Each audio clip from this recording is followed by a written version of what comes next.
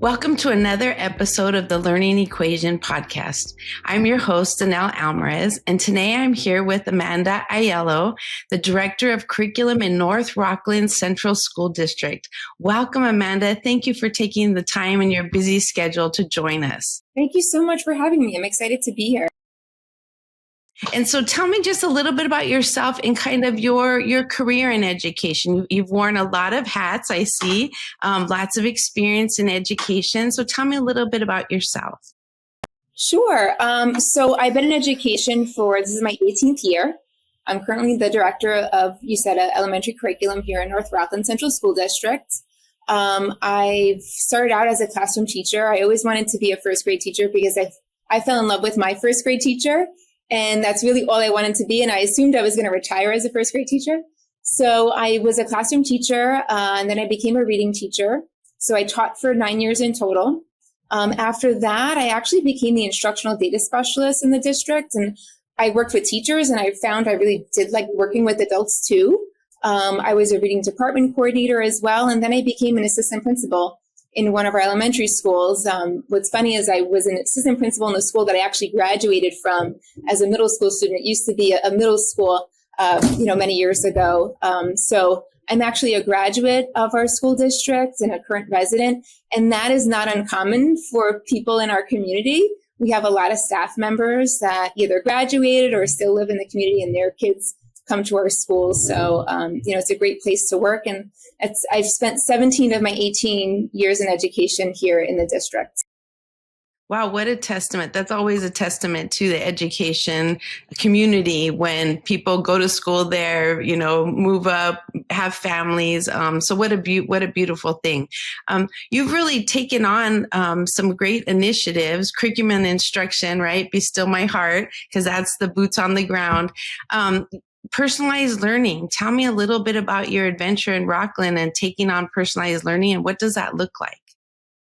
Yeah, so the personalized learning piece, if just speaking from like the elementary level, just trying to find ways to make things that are accessible to all different types of learners, because we know that everyone learns at different rates. And so we want to make sure that we give kids access to learning at their pace. And so we really do work with teachers to help, strengthen tier 1 instruction, core instruction, differentiate, right? But we do have different programs that we provide students, whether they're an English language learner or a special ed student or a student that's struggling in reading or in math. We do have programs that really tailor to their needs. So for example, we give a universal screener 3 times a year. Based on that data, we take it, we input it into the platforms that we use, and it puts students on their own path. And so they're able to kind of just receive this little extra bit of, personalized learning and this extra bit of intervention to really support them in addition to the supports that they're receiving, whether it's from the classroom teacher or interventionist or enrichment that they need. So changing instructional models is what I would describe that. That's difficult for teachers, right? To change what they know. How did you even begin? Yeah, so change, as we know, like for people, is hard, especially when you think about a classroom teacher and you're teaching all different subjects, 4 subjects, and any bit of change, I feel like could be a challenge for teachers. And I totally get it, right? Whether you're changing something about the curriculum or assessment, or maybe it's an instructional practice, maybe it's a resource, such as using a platform. I think, the biggest thing is you communicate the why. People need to know the why. If your why is communicated in whether it's research or it's data, that really sets the stage for like logic. You're like, okay, this is why we're doing it. It makes sense. And then breaking things up into small chunks. Just when you think you've made it small, it's probably not small enough. And so you have to make it, very manageable. And then part of it is culture too. People need to know, you have to build a culture so that people know that you're going to support them through the change, whatever it is, whether it's something as small as, changing platforms or something bigger such as curriculum. They need to know that they're going to be supported, whether it's from their central office administrators, their building administrators, or the instructional coaches or specialists that we have in the building. They need to feel that. I'd also say that you'd want to include teachers in the process as much as you can. That's something that I've learned. I always, when I think about, whenever I hear someone say, you've gone to the dark side as like an administrator, I always like cringe a little bit. My heart just like, oh, because I am a teacher at heart. I'm an educator. In my mind, I'm still a first grade teacher. I've just, changed positions, and my goal is to have like a greater impact. So when it comes to initiatives, I see myself as a facilitator of those initiatives. And whenever possible, I try to bring teachers on board so they have a voice and they feel part of the decision making. And I can give you an example, of that, if you'd like. Yes, of course. Shared leadership is a huge pillar for me. You have to have shared leadership so that you're bringing them along. I also love that you use data and heavy on the why, right? Because change is difficult. And if you don't explain why, and you're not using data to show this is working or this isn't, right? Then it's just one more initiative on top of everything. So yes, please give me an example. So yeah, just to kind of go back to like the why, right? Because that's really what helps to create like what they say buy-in. And we're like, we kind of want to go beyond, buy-in. My colleague used to say that to me, is like, we want just like acceptance and then knowing that we're going to be supported along the way. But yeah, I would say trying to bring teachers in. I had a professor when I went for my admin program that used to say that good leaders share their leadership. And so that always really stuck with me. And so, bringing teachers in on decision making is really important. And this was just like a tiny example. I know, you were really like you're a math teacher, so math is important for you. But we were looking at, math fluency is really big. We wanted to make sure that we can build math fluency. It helps students later on to do more complicated problems, that they're not just like reading and decoding, right? You have to be able to decode with automaticity. Same thing with math. You should be able to go through your number facts in a fluent, automatic manner. And so the program that we were using, we found was not like strategic enough. Mm-hmm. It was kind of, the kids were practicing all the facts instead of the facts that they knew, and they should really be introduced to new facts in a strategic way. And so what we did is I asked the teachers, like, who wants to come and volunteer? And we had 30 teachers come and volunteer, and we surveyed teachers and we said, hey, what programs that you know of that maybe you've researched with math fluency, that perhaps maybe your kids who can live in another district, that your kids are doing, and share that with us. And so the math specialists and the coaches and I worked together. We pared down the list. We compared it to like our district criteria. We invited our team of teachers in, which is like about 30 teachers K through 6, which I think is pretty good for people to volunteer after school, to also be trained and to try a different platform on top of what they're already doing.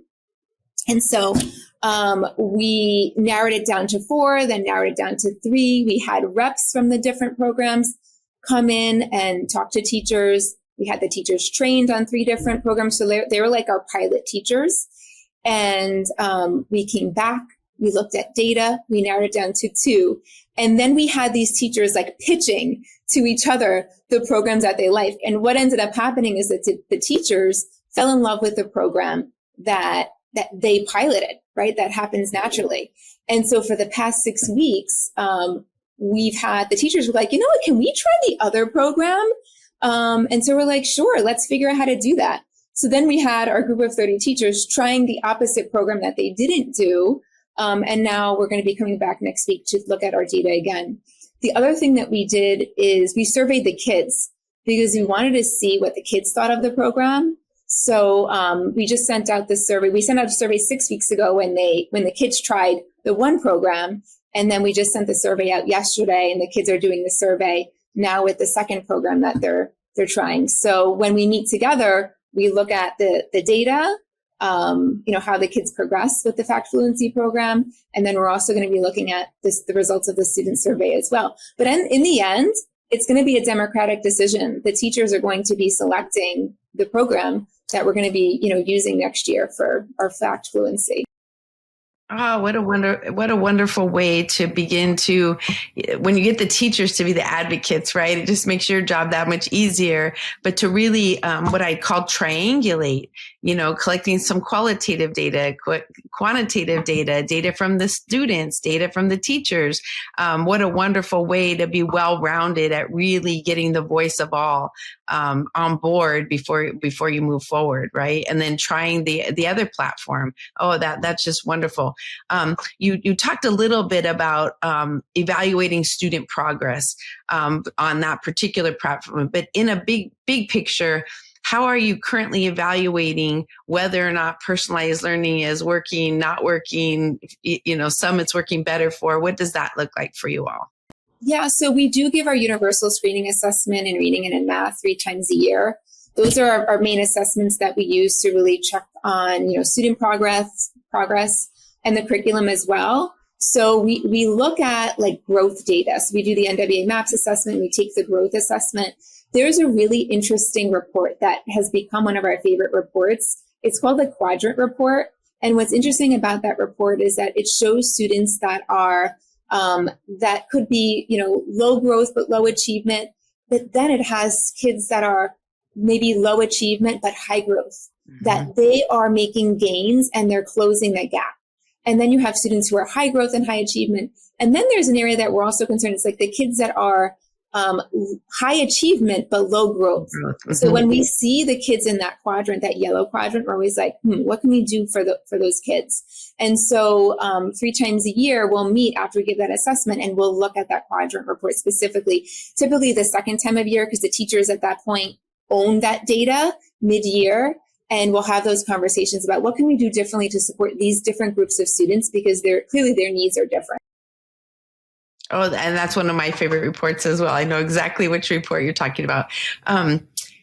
How do you use data as a flashlight? I get to travel across the United States, and I just find lots of times teachers, administrators are intimidated by data. They feel very naked. How do you make it so that it's data as a flashlight and just helping to drive instruction rather than what I call the chancla, where you're in trouble? It's just, what story is it telling? How do you build a culture that really digs into data and values it? Yeah, I think you have to kind of create a culture of like accountability, but like a safe space to look at data. And we have over the past couple years. I was the instructional data person. So I used to be the person that would come with all of the data and, present to teachers. And we have someone else in that position who is wonderful. She does a really great job of, meeting with teachers. So what we tend to do is we give teachers their own data. And what we might share with them is they wouldn't see their results, but how did their grade level do in comparison to the other buildings? And then if we're sharing like state data, for example, in comparison to New York State. So that's kind of like the piece where they get to kind of think beyond their own data. But we do give, their own data with them. And they're usually not looking at it alone. They're looking at it with an instructional coach. They're looking at it, with a reading teacher. So they're kind of, the culture that we're trying to build is that, okay, this is where we are. What are we doing next to support our students, whether it's in terms of intervention or mediation, or do we have to provide some enrichment for our kids? But I do think that, everyone has a different propensity for like looking and excitement for even looking at data. Some people, we have these meetings and like, oh, I already ran my report. I already know how my kids are doing. And we're seeing that more and more, which is really exciting. Teachers just already knowing their data. They already have like a plan. They've already restructured their groups. And then there's some who need a little bit more support with managing that data. Something that we've been trying to do is, we have this whole, science of reading is, big body of research that has really changed the way we're doing some things instructionally in the classroom. And as we're making those changes with teachers and we're teaching them different assessments, what we're trying to do, and this is a little bit part of our, that initiative talk, is we're showing them some data and we're saying, hey, we're training you on this assessment. Why don't you try it with like these groups of kids? Like we took a look at your data. Let's look at it together. These are the students that the reading teacher is going to be doing this assessment with. these are students that really could maybe benefit from, doing this assessment. Why don't you try it with them? And so whenever we can show them their data in a way that kind of helps them, decide what to do next, we try to do that as well. Oh, and that's wonderful, right? Strategic, right? Make sure that whatever you're doing is very strategic. And I love that you meet them where they are. So those that are ready and they've already pulled their own reports and created groups, you're like, yes, go forward, what support you need. And then meeting those where they are to kind of help them through the process. Because I do find that some kind of get stuck or they're not quite sure what to do. Or I looked at the data, but I'm not sure how to intervene or change my instruction. What would you say is the biggest challenge at getting some system-wide consistency at looking at data on a regular basis? Okay, so systems-wide challenges. So we have 6 elementary buildings. So anytime you're doing something across 6 different buildings, different administrators, we have different coaches. So there's always going to be, challenges. One of the things that we've done to create consistency is we have PLCs in our buildings. And what we really try to do is, and our coaches and specialists will facilitate those PLCs, sometimes with even the building administrator, is we'll plan them all like at the same time. So we know that everyone's going to be having their data meetings, or everyone's going to be reviewing their reading assessments and working on grouping on these particular days. So we try to create consistency with when it's happening. And I feel like that's the first step with just, systems wide. That was a challenge that we actually had to solve for. In the 4-6 elementaries, we had PLCs built in, but in the K3, we didn't have PLCs. So it was so inconsistent. It was so difficult to try to meet with teachers and have it be consistent. It's happening in some buildings, not so much in the other. So we really made a big effort to be able to do that. And that's helped us with the consistency, because once it's kind of on the calendar, at least, then we know it can get done. But getting it on the calendar is was the biggest, challenge. I was just with the high school yesterday, and exactly that. They call everything PLCs, and I said let's call it a data dive day or an evidence of learning day. Let's call it something different, so that is your specific day to stop the world and look at data school wide. And so exactly what you said, they were so excited to kind of have those dates on the calendar already, so that they could kind of backwards plan as the grade level chair or the department leader. Now they can backwards map based on that. What a great system to have in place. You talked a little bit about math readiness. We know that across United States, math is the area of need pretty much everywhere. So what are some of the things that you've been doing to really hone in on that math readiness? Yeah, the math readiness, like what we're finding with kids, and if you're a math person, you know, and I was a first grade teacher and I love teaching math. And one of the things, when number sense really isn't developed in those early ages, that lack of foundation is there. There's going to be gaps that show up, later on, especially when they're getting into place value becomes difficult, fractions, decimals, and then even when you get to some operations, then you get to algebraic thinking. So that number sense is really huge in making sure that we're building that for our kids. And I think a lot of it starts with the curriculum, right? So does the curriculum really support helping to build kids' number sense? And so we have our specialists and coaches and also work with teachers. We bring teachers on board to help write our curriculum. We have district written curriculum, but it's based on the Engage New York lessons. But what they've done is they've kind of extended it. They've added a quick 4 review right in the beginning, a warm up. The warm up, what's great about it is they might have a question that gives multiple answers. So you have kids that all different types of answers can be collected. So everyone has an entry point. There could be a lot of spiral review in those warm-ups as well. So kids are constantly, especially those kids that are not confident, every day they constantly are getting some type of review from a former concept. And then that you hear about the concrete representational and the abstract, the CRA, right? Building that into the lessons and making it very clear, and having kids using manipulatives. So when kids are are rushing to like an algorithm, they're not necessarily understanding the mathematical principle or concept behind it. And so we really, really try to encourage using manipulatives for kids early on to really help build their number sense, help them really understand the relationship, between numbers. If I can just add another piece, something that we have been talking about doing next year, even more so, is really working with teachers so that, it's one thing to be able to do math in everyday life, right? But it's another thing to be able to teach math. It's not the same thing. You need a different set of skills. You need like a different mindset too. And so what we've been talking more, and we're talking to a consultant about coming in and actually working with teachers on really deepening their own understanding of those major concepts that are taught in that grade, like fractions, right? In fourth grade is huge. So that teachers have that flexibility of thought too, because sometimes like we were taught this like one way of doing things, we might know one or two other strategies, but we really want teachers to be able to like deeply understand the concepts, know multiple strategies, because then they're able to then modify like down or even modify up to enrich students as well. So, New York State came out with the numeracy briefs a few weeks ago with state ed. And that was something that they had talked about, that shift between like, understanding math and being able to do math as a person in everyday life, but then really being able to teach math and how that really is different. You have a lot of people who are comfortable teaching literacy. You have tons of people that will say that. Like, well, math, I don't feel as comfortable. We really have to build our teachers' capacity to really understand how to teach math, because it really teaches you how to think.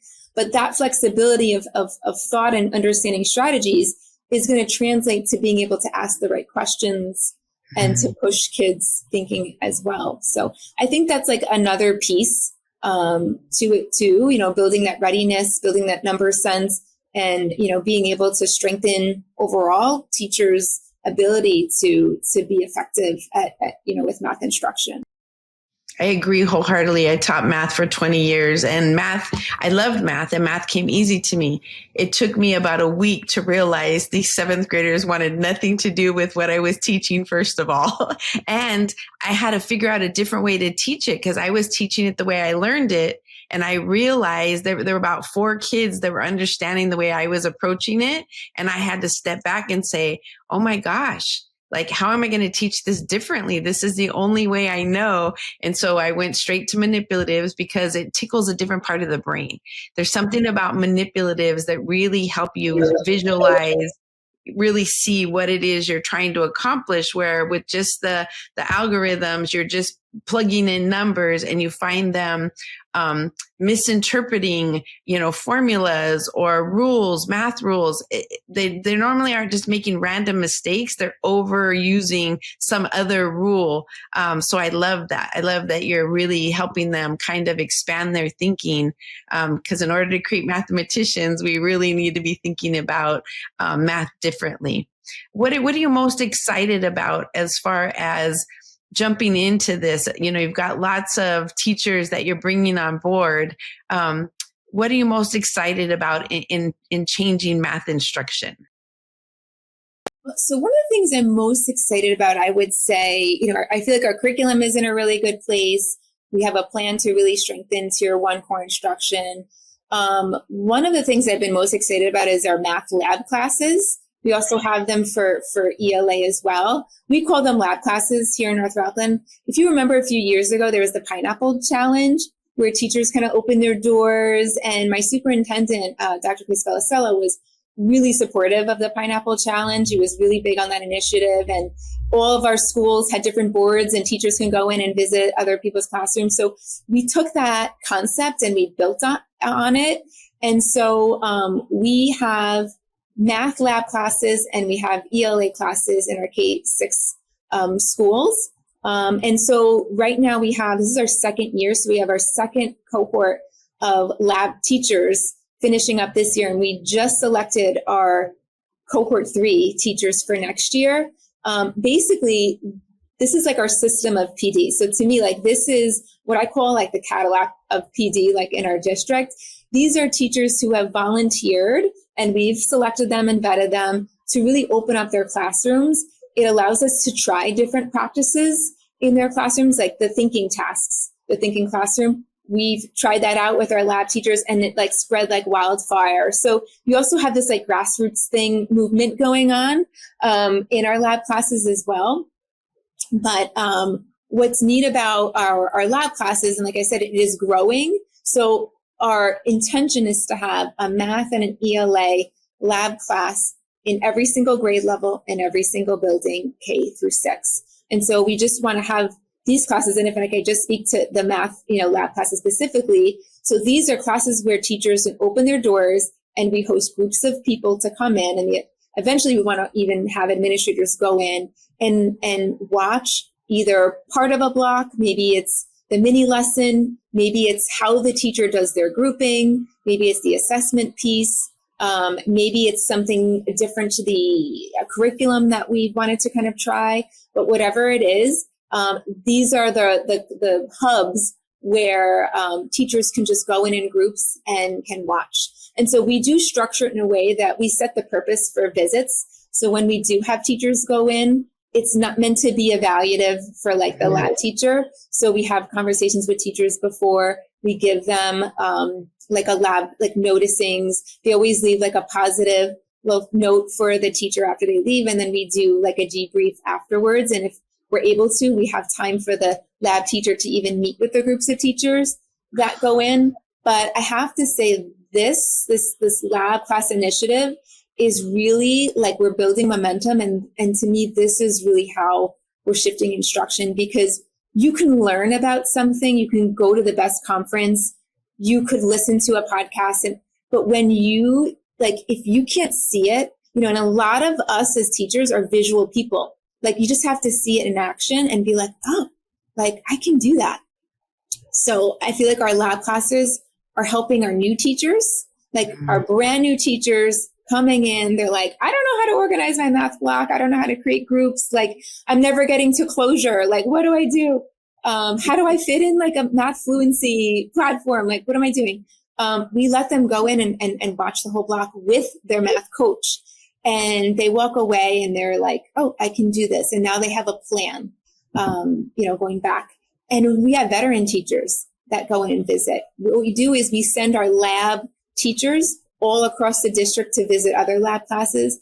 And we have our lab teachers that'll say, I've been teaching for 25 years and I've never been more reinvigorated. I saw all of these things from this class. And this is a lab teacher that they may have only been teaching for 3 years. And they're getting ideas from each other. And so it's been such a great initiative to help move instruction forward, again, because it's teacher centered. And that's what I love about it. And when we select our lab teachers, we're very strategic, and that we don't select all veteran teachers.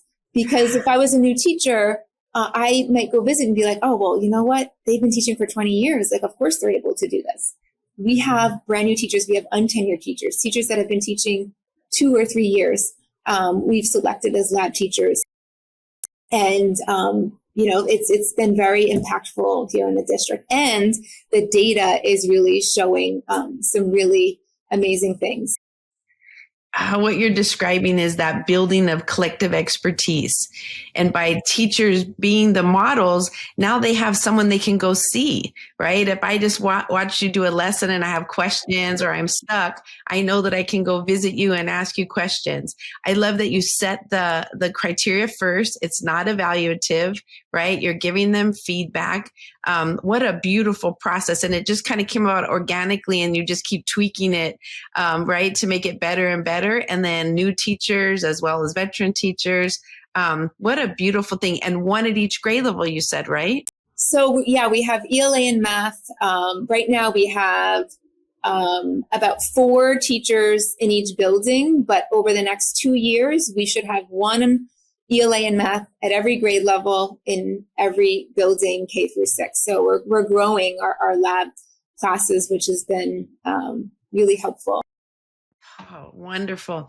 One of the things I found when I taught math for so many years was kids seemed to think they got it when they were in class, but then they would go home and practice wrong. Like when we'd come back the next day to correct their homework or such, they would get, numerous problems wrong.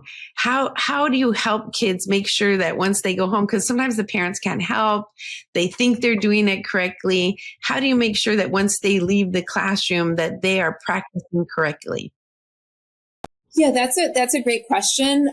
In North Rockland, we have it's not a no homework policy, but we have a policy that your homework shouldn't count for more than 5%, of your grade, and it should be very, very manageable. We know that we have very busy families, and to that point, you don't want kids doing a page of 20 questions and practicing things wrong, right? So homework might be just a couple of questions. So something that like very easily they would come back the next day, and you really could work with kids during what we call the win period. So it's the what I need period. And that's really a period of the day where kids could receive services. They might be going to reading services. We're actually going to be starting math interventionists next year in 2 of our elementary buildings. We're going to track that data and then spread it to the other 4 buildings. But that really is a period of the day where you can take small groups, or you can even do one-on-one and conference with a student, and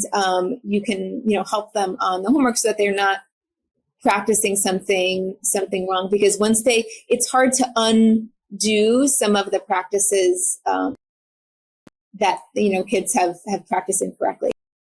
Oh, I agree wholeheartedly. How are you handling the AI challenge, right? So, students are cheating. They're going home and using the AI to do their homework. How is Rockland handling that challenge so that we are creating kids that can use artificial intelligence, but in a way that is helping to support them? What does that look like for you all? Yeah, so we made the decision as a district, and my superintendent as well as the director of technology. We said we can put our head in the sand and pretend like it's not happening, but kids are going to figure it out, and we have to be ahead. So last year, 2024, our March Staff Development Day was a full AI day. So teachers had PD all day. They participated in models, just kind of learning about AI, learning about different platforms, just kind of giving them like a foundation. And then this year we had PD again. One of our strands, we kind of ran it like an ed camp, if you're familiar with like ed camp style. Our district actually runs an ed camp every year, open to educators, free in October, but we ran our PD like ed camp style. And one of our strands was technology, and many of the sessions were around AI. So for teachers, understanding how they can support their students with AI, how they can strengthen their instruction with AI, how can they strengthen their questioning, right? Like that's a great tool. How do you get kids to use it effectively, right? Like you might input, so what you input is really going to, help with the output, with AI, especially if you're using something like Gemini, ChatGPT.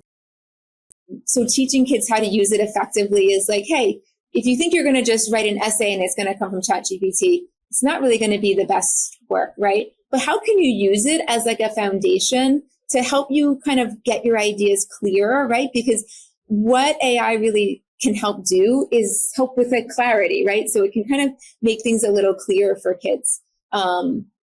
And then same thing for math. How can they're struggling on something.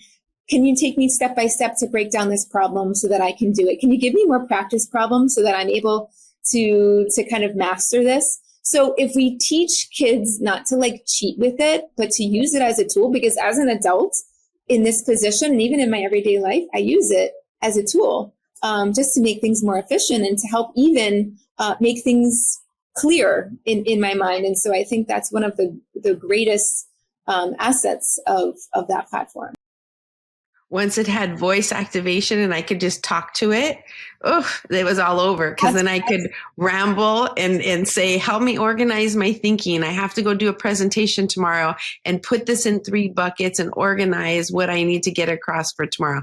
What platforms are you currently using, if you don't mind me asking, and what do you use them for? Like as in my position, or either personally or professionally, just both ways. I tend to use ChatGPT a lot, and I do the same thing. I might say, you know what, we're looking to, at these particular programs. Can you tell me a little bit about, XYZ, these programs, and give me the positives and negatives? So I may take that as like a foundation and, tweak it a little bit, do a little bit of my own research, but it's you have research at your like fingertips and it pulls it all together. So why not? So I tend to use it for that. We're one of our big initiatives next year is like really shifting to MTSS model. And we have our, this giant handbook that we put together this year. So it's like, even using that, I was like, can you help us kind of figure out like a 5-year like guide to help us really get teachers and our staff members to like work through this handbook? And of course, what it spits out is something that needs to be adjusted, but at least it's like a foundation that we can change. So it's definitely a tool that has, saved time and brain power so that you can then focus on other things or you can strengthen what you already have. Oh, wonderful. So you've talked a little bit about this, but what is the role of the district leadership in driving change? You describe a great district that really prides itself on shared leadership, involving teachers, involving students and parents. But how does an initiative start, and what's the birth of it, and then how do you help drive that change amongst the teachers and the parents and community? Yeah. So, I mean, change is like, that's a huge part of our role. Like with initiatives, you're constantly have, different things that come down from state ed or different research, or we're looking at our data and we realize we have to make some changes. So change is a really big part of the job. And so kind of, as I, mentioned before, that communication piece, once you have that clarity, right? I feel like you need kind of clarity with like, what is it? Why are we changing it? And what are our action steps, right? What are we going to be doing year 1? What are we going to be doing year 2 or year 3? If it, if it does take, if it's a multi-year initiative. And oftentimes when you rush and do things too quickly, it ends up backfiring. So oftentimes things do take a couple of years to really be done effectively. So I think from like inception is just being clear on like, what is it that we're communicating with teachers? And I've learned that the hard way too, like, being in this position is like, what, sometimes I'm like, let's just jump on a Google Meet. And even if it's 10 or 15 minutes, just kind of share a little bit, update about something, because I think people just want to be, in the loop. So that communication piece, and then knowing, like letting people know what's coming down the pike. So just giving people, once what the steps are, what's going to happen, is being clear with that, being clear with your timeline, and sharing that timeline with staff members as well. For us, we're very, very fortunate. Our superintendent and our district has really supported and prioritized instruction. And so we do have ELA and math coaches, one in each of our elementary buildings. So we have a really great team of people. And we also have district specialists that help support change as well. So they're like the boots on the ground working with people, like the teachers and the staff in the PLCs, working in their classrooms every day to help kind of move that change along as well. Did I answer your question? Yes, okay. You definitely did. Okay.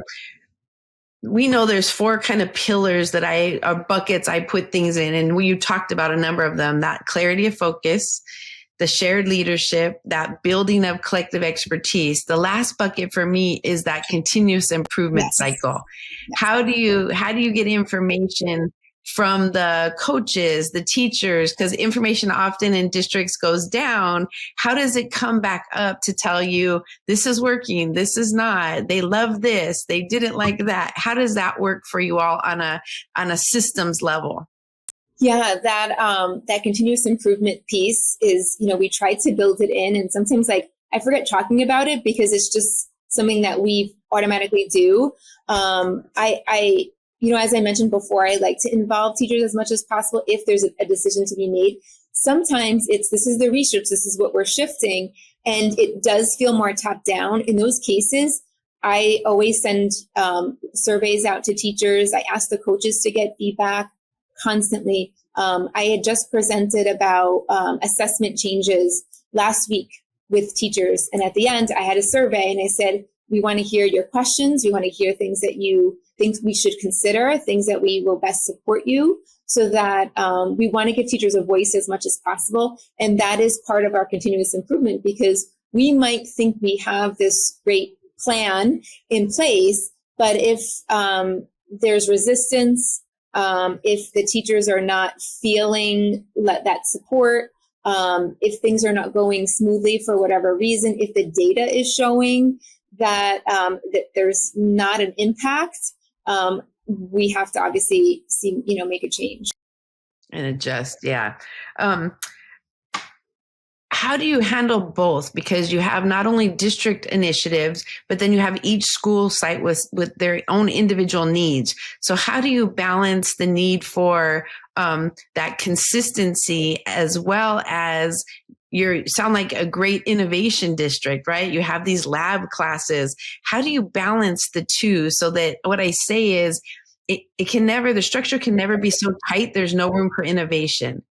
So how do you balance both of those worlds, which are kind of the extreme ends? Yeah, right. And every school has their own flavor and their own, school goals. They have like their SIPT teams, their school improvement planning teams. And on those teams, you have staff members, you have parents, right? So that's like where parents get input. So each school is going to have their own goals as well, but the goals connect to the district goals. So, if math, we're focusing on really building teacher capacity and understanding important concepts at that grade level, or going deeper with the standards, then the school goals should really fit under that. But we do still promote, of course, innovation. Whenever schools have these, different ideas, we're always entertaining it. And that's a big thing. My superintendent is huge on innovation. He's a fan of, okay, if this is something that we're going to do, let's not talk about the problems. Let's just figure out how to solve it. But that's the culture that he's built. So now we're so used to just trying to let's figure out a solution to this so that we can make it happen. Oftentimes, I do have to say that our K3, we have 3 K3 buildings and 3 4 through 6 buildings. Even the building admins they do work together and they do talk together. So you'll see, some consistency happening even from school to school because of that collaboration. But each school does have their own flavor. And what's really neat about our district is if one school tries something and it's working, we'll try it out at the other buildings as well. And we kind of then create consistency from an idea from one of the buildings. And that's the beauty of innovation. Let them try their own little flavor, but then they get to bring you like, here's what worked for us, right? So now you're not having everyone do it simultaneously. It's almost like they worked out the kinks. They told you the lessons learned, and then you get to just step in at that point. How do you set up structures? Do they come together like as principal collaboratives where they get to share out and then you just ask them to highlight as kind of an open forum? What does that look like at a systems level? Yeah, so we have principals meetings twice a month. So we have our K3 principals that meet with our directors and, of course, our superintendent, our deputy superintendent. We meet at actually a building. So each time we meet, we're meeting in a different building. So we're meeting like on site. Not everyone's coming to central office. So we're like in the buildings. We get to see what's going on. So we have 2 meetings a month throughout the year. So it's that constant contact time. So it's not just like housekeeping items. It is opportunities sometimes for people to get to share. We also have every month in the evening, so after school for 2 hours, we have our administrative leadership forum where we meet, and we also get a chance to collaborate and work together there as well. In addition, we have assistant principals meetings. So we pull our assistant principals several times a year. I'll work along with the director of L services. We'll work with our elementary principals, and then as well, in addition to that, the new administrators, right? So we want to support. We have a system to support our new teachers, actually, which I haven't spoken about. But then that's a support that we have for our new administrators, where we kind of come together and we share ideas, and then we also just talk about things that they need to learn in their position as untenured administrators. Mm. So tell me a little bit about that. So if I was a new or a new teacher and I wanted to come to your district, what kind of support do I get? Do I get a mentor? How do I know what I'm supposed to teach? What does that? You do. Yeah. So, and it's funny, that's probably the biggest question that is asked when we interview teachers. At the end, we're like, do you have any questions? And they're like, yes, what type of support do I get? And then we're so proud of our answer because we do give, teachers a ton of support. So first, they're part of our what we call our new teacher academy. And we know that not every teacher that comes to our district is a new teacher. Some people have been teaching for several years or many years, and they're coming to us, but they're new to us. So they're part of our new teacher academy. And if they are a brand new teacher, they will get paired with a mentor as well. And they get to meet several times a year, and they get to go observe their mentor. Their mentor gets to observe them, and they, get feedback. And so we have that process as well. But our new teacher academy actually begins before school starts. So it's 2 days before school begins. Our deputy superintendent, Mr. Anthony Aiello, he facilitates that. And a lot of our central office administrators will work with the new teachers, just kind of showing them different platforms, our curriculum corner. This is where you're going to look for curriculum as well. The student platform, like the things that you kind of have to know before you start. So they're kind of getting that for those first 2 days. We also take them at the last day, a tour around our district, because our district is very diverse ethnically and socioeconomically, and our schools are different. And so what we do is we have our principals at each of our buildings. And at the end of day 2, we hop on a school bus and we take our new teachers around to visit all of our schools, and they get a little gift at every school. And it's one of their favorite parts, but it's like kind of welcoming them to the North Rockland family officially. We also set them up, if they're elementary, we set them up with working with an ELA and or a math coach. So at the beginning of the year, our ELA and math coaches really prioritize the new teachers. So any new teacher is working with an ELA math coach for a minimum of 8 weeks, and potentially going in there for their entire ELA or math block, and then planning a few times a week with them as well. So they're getting that support. Those new teachers can also get to go visit those lab classes as well, just to kind of see things in action. And then for our new teachers, we have 3 meetings throughout the year where we come all together. We have over 200 teachers in our new teacher academy. We have over 70 people getting tenured this year. So we have a really, it's a great opportunity to bring in new staff and to really set expectations and introduce them to like our culture.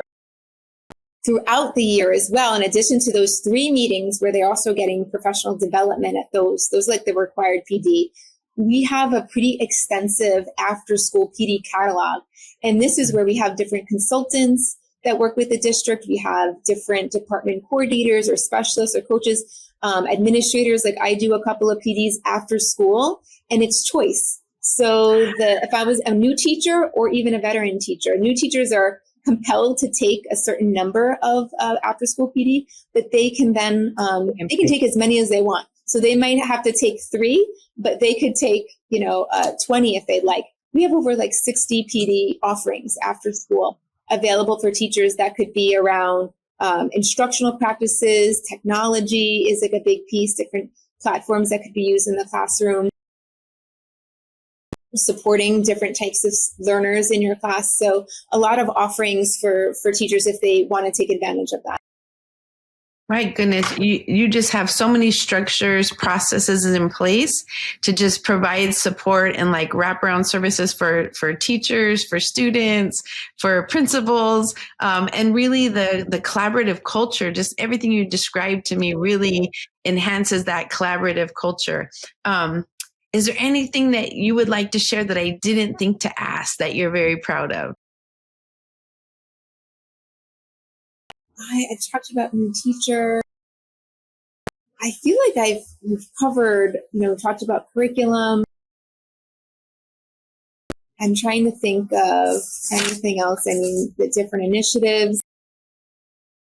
I have to say, like, I know you're big on like innovation, like STEM, like our STEM initiatives. Like we have STEM teachers we've had STEM in middle school and high school, but we really advocated for STEM teachers in our 4-6 schools.